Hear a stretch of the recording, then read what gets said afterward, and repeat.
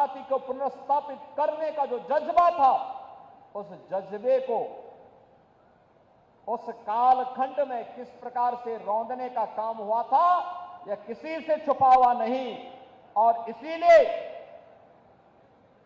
पिछले 20 वर्ष में बिहार को उस कलंक से मुक्त करने का काम एनडीए की सरकार ने जिस प्रभावी ढंग से किया है, आज डबल इंजन की ये भारतीय जनता पार्टी एनडीए की सरकार बिहार के अंदर उसको और प्रभावी ढंग से आगे बढ़ाने के लिए इस चुनाव में फिर से बिहार वासियों का आह्वान करने के लिए आई है। बहनों और भाइयों, अब बिहार में यहां के विकास को कोई बाधित नहीं कर सकता। यहां अपराध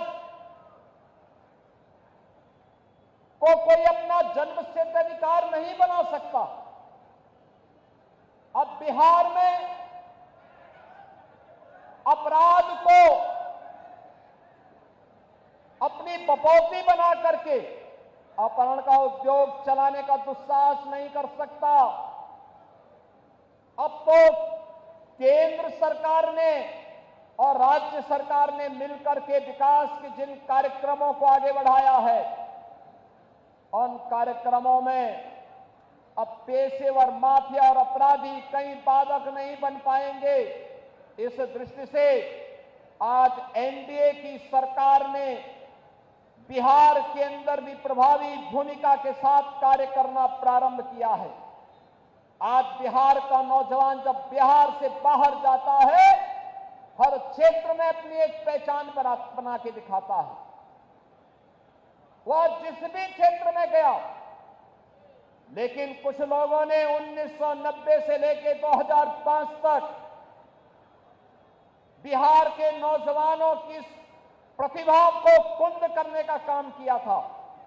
बिहार के सामने पहचान का संकट खड़ा किया था और बिहार इसकी दंश को लंबे समय तक झेलने के लिए मजबूर हुआ था।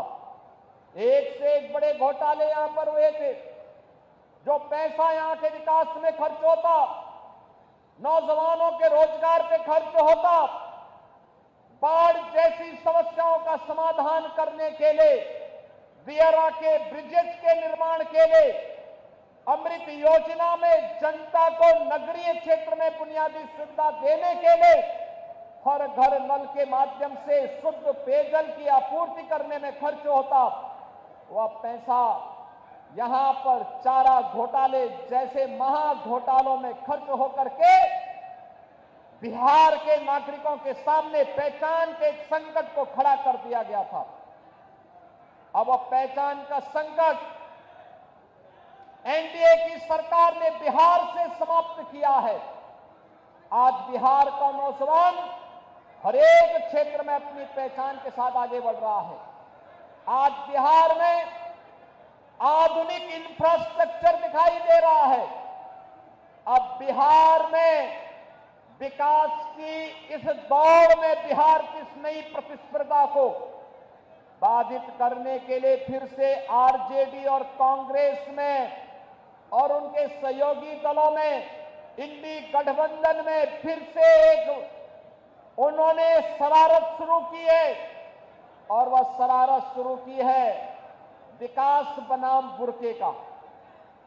जब भी बिहार विकास के बारे में चर्चा कर रहा है, जब बिहार के नौजवानों के मुंह पे विकास की चर्चा है, जब विकास की प्रतिभा को लेकर के बिहार का नौजवान आगे बढ़ना चाहता है, तब यहां पर बुरके को लेकर के कांग्रेस ने, आरजेडी ने नई बहस को आगे बढ़ाने का कुत्सित प्रयास किया है। आप मुझे बताइए, क्या इनको फर्जी पोलिंग करने का अधिकार दिया जाना चाहिए? क्या यहां पर विदेशी घुसपैठियों को आकर के बिहार के गरीबों का, बिहार के दलितों का, बिहार के नागरिकों के अधिकार पर क्या उन्हें डकैती डालने की छूट देनी चाहिए? बहनों और भाइयों, आरजेडी और कांग्रेस फर्जी पोलिंग करवाने की इस अपनी कुत्सित चेष्टा को और जो एक पारदर्शी और स्वच्छ चुनाव प्रक्रिया के तहत हर मतदाता को अपनी पहचान देनी है और पहचान पत्र दिखा करके ही वह मतदान में भागीदार बन सकता है। जब इसको आगे बढ़ाने की कार्रवाई के साथ एनडीए की सरकार उसका समर्थन कर रही है, एनडीए के सभी दल उसका समर्थन कर रहे हैं, लेकिन कांग्रेस, आरजेडी और उनके सहयोगी दल कहते हैं नहीं, फर्जी पोलिंग होनी चाहिए। ये तो बिहार के लोगों के हकों पर डकैती करने जैसा है, डकैती डालने जैसा है। ये लोकतंत्र के लिए एक चुनौती है और यही कहने के लिए आज मैं आपसे कहने के लिए आया हूं कि बहनों और भाइयों, बिहार के नागरिकों को, बिहार के नौजवानों को, बिहार के दलितों को, बिहार के वंचितों को, बिहार के नागरिकों को उनके अधिकार से मजबूती के साथ, उस अधिकार में किसी को भी डकैती डालने का अवसर नहीं मिलना चाहिए। यह दिखाने के लिए आज जब चुनाव आयोग मजबूती के साथ आगे बढ़ा है, तब ये लोग दुष्प्रचार का सहारा ले रहे हैं। आप मुझे बताइए, आप दुनिया के अंदर कहीं जाएंगे, आपको अपनी पहचान दिखानी पड़ती है ना। आप कहीं जाते हैं तो आपको उस देश में या वहां पर जाते हैं तो वहां पर आप जाते हैं तो जाकर के आप अपनी पहचान दिखाते हैं, अपनी चेहरा दिखाते हैं। लेकिन ये लोग चाहते हैं कि बिना चेहरा देखे, बिना पहचान पत्र देखे जिसकी मर्जी आए वो वोट डाल दे। और इसीलिए तो ये चाहते हैं कि ईवीएम मशीन न रहे। ये चाहते हैं जैसे पहले मतदाता पत्रों की चोरी करके, जबरदस्ती छिनैती करके, डकैती डाल करके ये लोग जबरदस्ती मतदान करके एक गरीब के हक पर डकैती डालते थे। आज भी आरजेडी कांग्रेस उसी अपने कालखंड की ओर ले जाने का कुत्सित प्रयास कर रही है। उन स्थितियों में हर मतदाता को जागरूक होकर करी मतदान करने के लिए अपने आप को तैयार होने के लिए आगे आना होगा। बहनों और भाइयों,